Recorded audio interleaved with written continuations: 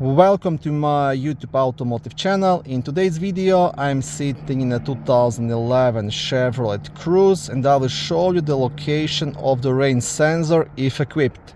This video will apply to first generation of Chevy Cruzes made from 2008 all the way up to 2016. Rain sensor fuse will be located in the main fuse box, which is under the front hood on the driver's side right here. Now to access the fuses you'll have to remove the cover, which is held by three black tabs, one here and one here. So you want to press these clips together and lift up to unlock it, and you will do that on all of them. Once you remove the cover, on the back side you have a small fuse diagram.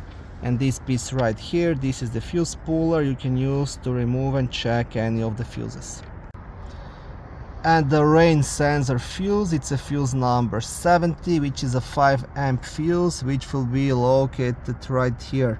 Now my Cruze doesn't have rain sensors, it's only an LS trim, so there is no fuse. But if you have LT or LTZ, you will probably have the fuse just here. Thank you for watching this video. I hope it was helpful and educational. If it was, please like it and consider subscribing to my YouTube automotive channel. On my channel there is lots of how-to videos, do-it-yourself videos, car reviews, product reviews and other similar automotive topics.